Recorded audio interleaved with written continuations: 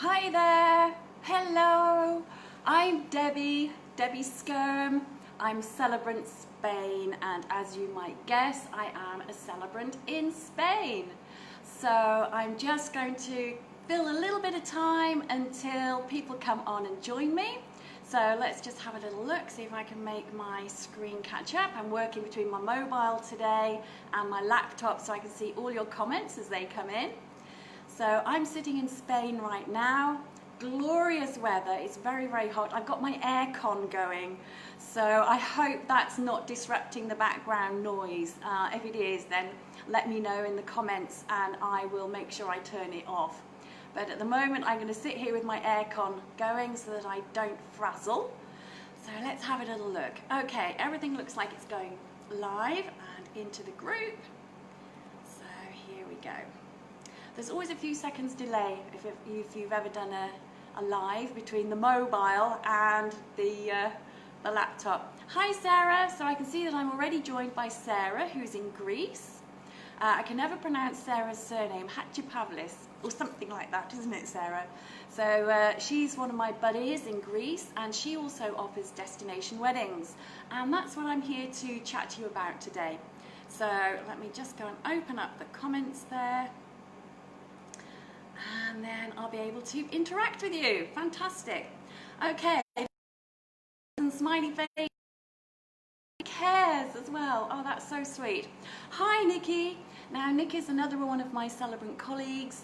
She's at the forefront of the UK celebrancy, and she's been working very hard behind the scenes with a number of other celebrants to make sure that UK celebrants are at the forefront of the government's decision-making process as to whether celebrants can officiate legal marriages or not. Now, that's not something that I'm going to be chatting about with you today because that's not my thing. I'm a celebrant in Spain. I'm in southern Spain. I'm on where the Costa del Sol meets the Costa Tropical. So for those of you that have been to Spain before, if you come out of Malaga Airport and you've got the sea in front of you, if you turn left and drive for an hour, that's me. Or if you come out of Granada Airport, head straight for the sea for an hour, that's me. So I'm in a prime location for all of southern Spain, and our region is called Andalusia, or some people say Andalusia, depending on whether you spell it with the C or with the S. So I'm bilingual, so I pronounce it Andalusia, and that is the region that I am in.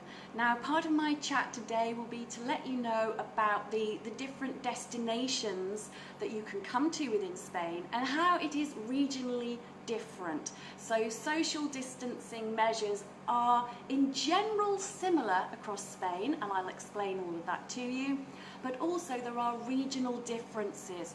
So it's going to be really important if you're having a destination wedding in Spain to know the region that your venue is located in, because it might make a difference as to the maximum number, for example, of guests that you can have at your wedding, at your ceremony. Hi from Chichester. Hi Melanie, good to see you on today. So yes, talking about Spain, Spain is huge. It's enormous. And we have 17 different regions. So if you think of a region as similar to Scotland, Ireland, Wales, England, we have 17 of those. And within our regions, we have 50 provinces. So a province is like a county. So for example, I'm in southern Spain and I'm in the region of Andalusia, and I'm sitting right on the border of Malaga province with Granada province. So I have to make sure that I'm completely up to speed and totally up to date with all the wedding restrictions with regards to social distancing measures, for example, in both Malaga and Granada. But I do travel all over. I go to Madrid, Barcelona, Sevilla, all over the place. I have the most fantastic job. I see some incredible locations. They pay me and they give me champagne or cava. It's brilliant. So I'm going to have a quick little explanation of what a celebrant is and the difference between a marriage and a wedding. So just very quickly for you. A marriage is the legal contract. The legal contract is what the registrar will officiate for you. Now in the UK, your legal contract is 40 words plus your names. signing the register, and it's witnessed. That is all a marriage is. I know that because I was a registrar in the UK, going back a little while now, because I've been in Spain for 11 years. So I used to be a registrar, and I can tell you, hand on heart, that contracting a legal marriage is only 40 words plus your names, signing the register, and it's witnessed. So nowadays, lots of bride and grooms are deciding to separate their marriage from the wedding ceremony. Now, the wedding ceremony is the ceremonial celebration that surrounds the marriage. If you think of a traditional church wedding, for example, there you have the legal contract, which is officiated by the minister of the church, and around that is religious ceremony. So what a celebrant does is we can take out the religious element and we can substitute that with something else that's perhaps more meaningful to your belief system and whatever your moral values might be, whatever the vibe is that you want to be for your ceremony. Or as an independent celebrant, we can mix faiths. So it could be that you are from one faith and your partner is from another faith, and rather than choosing one particular church, an independent celebrant can mix the two faiths together for you in your ceremony. Not to confuse you, we also have our humanist celebrant colleagues, and the humanist celebrants primarily will not include a religious element because that's not within their faith system. So it's not my place today to talk about that. I'm concentrating on destination weddings, but it's important that you know the difference between the wedding and the marriage. So you can contract your legal marriage in the place where you live, in the country where you live. And then you can have your ceremonial celebration, your wedding ceremony. Hi, Phil. You can have your wedding ceremony in your overseas destination location. As I mentioned, Sarah is online at the moment, and Sarah officiates in Greece. I interviewed colleagues recently from New Zealand, Australia. I had a fantastic conversation with a gentleman in Norway and Iceland. He officiates in both countries, and he was telling me all about Viking ceremonies. And I was chatting as well to another colleague in Portugal. So it's my thing at the moment to get in contact with other destination wedding celebrants around the world, and I have interviews with them which you'll find on my YouTube channel. I'll remind myself to put a little link into my YouTube channel at the bottom of this later. Hi Yvonne! So we've got some more celebrants that are watching today. So if you have a little look, guys, if you'd like to type into the comments, type in your contact details, because I'm not just here talking about me, my business and my destination weddings. I'm here to raise the profile of all you celebrants. So you guys that are watching now, type in your name, type in your Facebook contact, so that when people are watching this on replay, the couples can go in and perhaps find a celebrant that's more local to them. Because you might not be coming over to Spain. You might want Nikki, for example, who's one of our prominent UK celebrants. Or Phil, or Yvonne, or Sarah. Who else have we got? Hi Yvonne, it's lovely to see you too. So yeah, I'm sitting here in Spain. It's very, very hot at the moment. We have 320 days of sunshine on average a year. So we have a fantastic climate, and consequently our wedding season is really long. I actually start in February, but primarily most bookings start in April. The spring here is gorgeous. It's still very green, you've got all the wildflowers, it's beautiful. And then we continue right through to the end of October. I actually I officiate or perform ceremonies right the way across all the months, all the year. I've done Christmas ceremonies, I've done New Year's ceremonies as well. But officially, the main bookings are taken between April to October. So it's a lovely long wedding season. Hi John, so you're a photographer in Watford. Brilliant. Why don't you type in your Facebook link, and then people can catch up with you on that later. So well done Sarah, Grecian ceremonies, fantastic. And Nikki at Perfect Word ceremonies, wonderful. Okay, so here in Spain, we have this fantastically long season, but that means it benefits you, the couples. because you can come out here out of season. Out of season is cheaper. So the flights are cheaper, the wedding venues will be cheaper out of season, accommodation for your guests is cheaper. So take full advantage. Come out for a spring wedding or an autumn wedding and have a fantastic time in the sunshine. We can practically guarantee you're going to have some sunshine. 320 days on average, it's amazing. And we have some brilliant locations. We go out to castles and palaces. We have Moorish heritage here in Andalusia. Do you know that we can stand on the coast in certain places, Estepona for example, we can see Africa. I kid you not, it's only 14 kilometers away. So this week we've had the desert winds coming over and we've had a very fine coating of sand out on the sun terrace. So we're very close to Africa. That gives you an idea of what the climate is like. It's hot, it's sunny. And we have, hi Marianne, destination wedding planner in Andalusia. We must catch up in Nerja. Nerja's only 10 minutes from me. I'm in La Herradura. So we must catch up. I'm guessing Marianne Herrero Pino, you must be Spanish. Entonces, ¿estás de España, Marianne? ¿Sí? Okay, hablamos, ¿vale? Okay, fantastic. So yes, we're very close to Africa. We have a fantastic climate here. Marianne was talking about Nerja. Nerja is a wonderful location and it's Malaga province, but it's one of the last villages you get to before you come into the Costa Tropical, where I live in La Herradura. Now the Costa Tropical has its name because we have a microclimate here. It's very, very special. We make our own rum.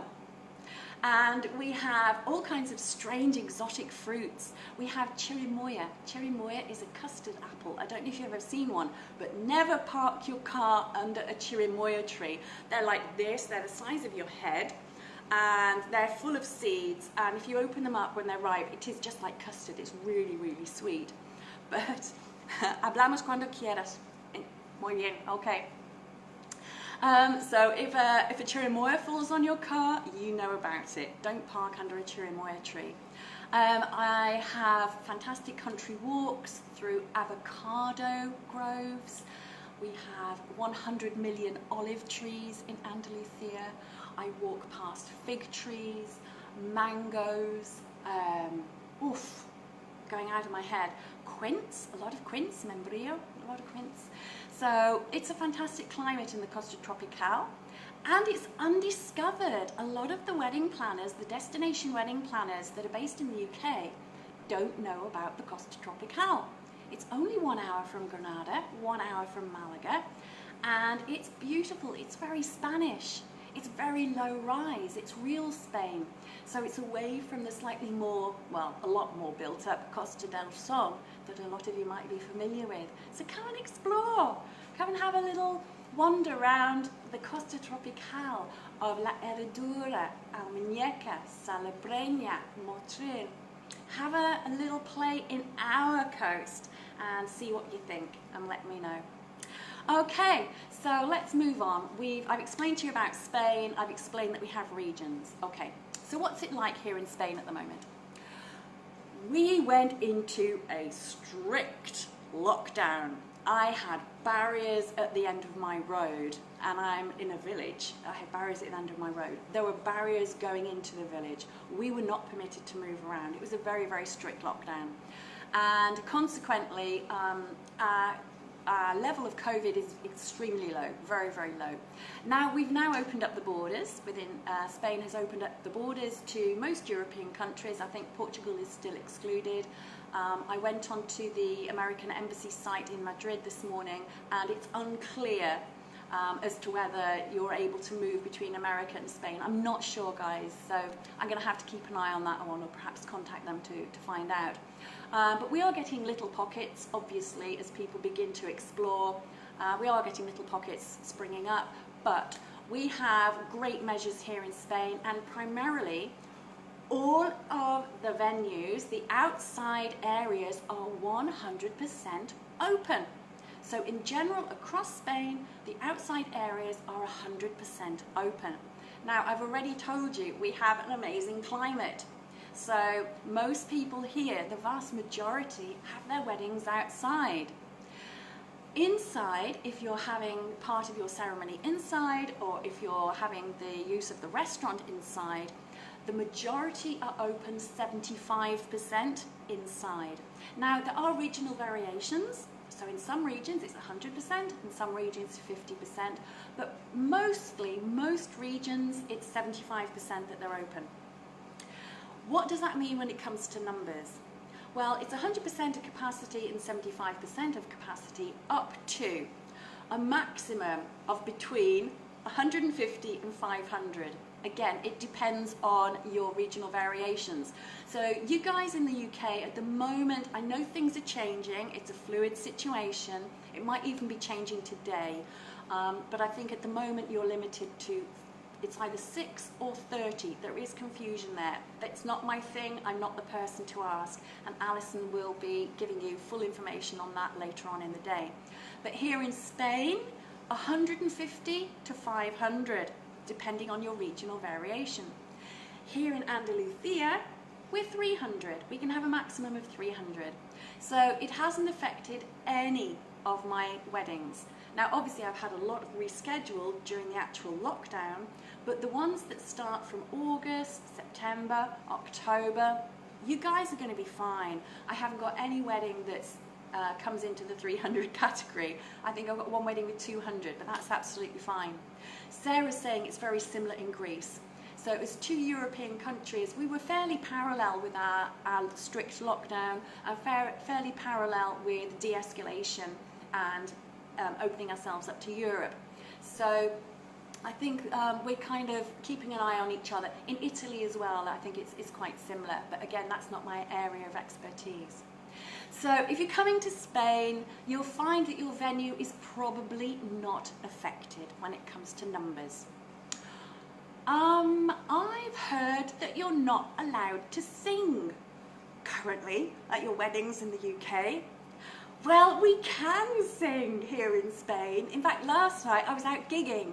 I sing with a little band, a local band on the Costa, and we were out gigging last night. And okay, Italian wedding planner here, similar situation, fantastic. Thank you, Sophia. Thank you. Grazie. So yes, we can sing here in Spain. So what I'm suggesting to some of my couples that are having ceremonies, particularly in September and October, is have a bit of audience participation. We've got one particular vow renewal couple that we're going to have a Beatles song, and we're going to sing it in the round. We've changed the words a little bit. So it's just something to bring our guests in and have them participate within the ceremony. So we can sing. Now, I understand that you guys can't dance either, and strictly speaking, we can't either, unless it's a dance class. So I don't want to suggest that you do something just to get away with it within your ceremony. You must make decisions that are comfortable and are within your risk assessment for your guests. But you could offer to have a dance class after your ceremony, and then that would enable your guests to be able to dance at your ceremony in Spain, not in the UK. I'm just talking about Spain here. So that is a possibility. However, what I'm doing at my gigs is I'm encouraging people to hand jive and chair dance. So, you know, all the kind of hand actions. So we got YMCA and Macarena and lots of hand jiving. So you can dance and you can have a lot of fun with it. And I tell you what, the older people love it, because the oldies, they remember the jiving, you know, the original jiving, so they can do it better than the youngsters, and they haven't got to get up there and exhaust themselves. So everybody joins in, so you can have a lot of fun with that. So have a little think about ways that you can incorporate things within restrictions into your ceremony. So here in Spain, we can sing, so we can bring that into our ceremonies. Strictly speaking, we can't dance, but we can have a dance class. So that's an option that you might like to think about, not within the ceremony probably, but outside of the ceremony, after your meal, you might want to have a dance class.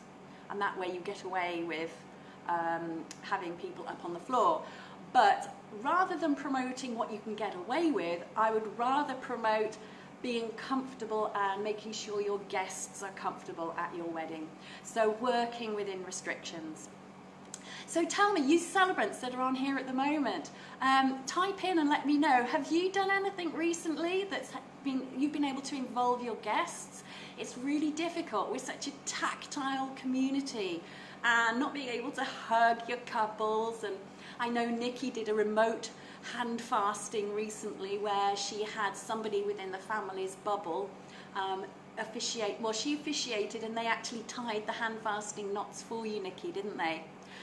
So do type in and let me know if you found other ways within your restrictions to incorporate some traditions and rituals and bringing guests into your ceremony. Okay, so we can't dance, we can sing. Seating. Now, I'm having a chat with all of my wedding planners, and we're working out, depending on the numbers coming to the weddings, with regards to seating. Family groups and social clusters are quite important. Now, if you think about a group of about 20 people that would normally congregate and socialise, we can do that here in Spain. You can have up to 20 people at a table. The tables are then socially distanced. There's a 2-metre gap between them, or 4 metres between the centre. But you can have social groups together. Are people feeling safe about coming to weddings? Yes, they are, John, actually. It's very, very safe here in Spain. Level of COVID is way, way, way below UK. In fact, I did an airport run this morning and dropped a friend off who's going back to the UK for the first time to see her parents and her grandparents. And she's the one that's really concerned about going to the UK. And then I'm concerned about picking her up on the way back because she will have been to the UK. So it works both ways. But you'll find that our levels are way below the UK's, and our management is, we know what we're supposed to do, let's say. There's no confusion. What we're told is obligatory, it's not optional, and I'll give you some ideas about that. So Nick is just catching up and saying the hand fasting was so lovely. You can also involve children in tying the cords. Absolutely, absolutely. These family groups are really important, and they're going to be important for your caterers, your photographer, and your celebrant. Think of your suppliers, and your suppliers, it would be really helpful to know those people that are comfortable together socially. Now, you've got to kind of expand your mind here, UK, because Spain is a little bit ahead of you in this, in that we can all congregate together, but we do tend to congregate within groups of 20 people. So what I'm suggesting is friendship bracelets. So as a little takeaway, grooms and brides, why don't you consider some friendship bracelets, and make sure these friendship bracelets identify the social groups. So the bride's family, for example, would wear one colour of friendship bracelet. The groom's family would wear another colour, or the other bride or the other groom. And you could have bands, a bit like going to a festival if you wanted to, on like a bracelet, that would work. You could have different coloured corsages to identify the different social groups. You could have pins or brooches, tie pins, brooches, that identify the different social groups. And it'll be really, really useful for the photographers. When the photographers want to call everybody together, perhaps for a family photograph, they can make sure that they have bubble photographs or social cluster photographs. For the caterers as well, when it comes to seating, they can seat everybody together within their family bubble or within their social cluster. So this is going to be really useful, and I'll be coming back to this and returning back to this. I can't believe what the time's just flown. Okay, I'm going to have to whiz through, aren't I? Okay, so ceremony seating. Semicircle is fantastic as far as I'm concerned, and that means your VIPs, which are your very important people, your vulnerable important people. They can be slightly set to one side. A semicircle is a great way of including everybody but not having everybody too close. or you can put them all together within their social clusters or their family bubbles. Separate microphones. I've got a number of different microphones, so I'm not sharing the same microphone as my couple or as the readers. I've got separate microphones. Pens. I've got separate pens for when I'm signing the commemorative certificate. Every single witness has got a different pen. Masks. Okay. Masks, if you're out in the street, 100% of the time you have to wear a mask. If you cannot be socially distant, you must wear a mask. In Andalusia and certain regions, there is no debate about this. You have to wear a mask whether you're socially distant or not. However, when you're on the venue premises, you need to talk to your venue, because you might find that then that is then waived because it's a private premises. But please talk directly to your venue about that. Okay, let's have a look. Catering. I strongly advise cut the cake immediately after the ceremony. That way your VIPs, your vulnerable important people, can be a part of that little ritual, and then they can quietly go off somewhere, perhaps with a plated meal, so that they don't feel that they have to then be part of the main social group for too long, and they'll feel more comfortable.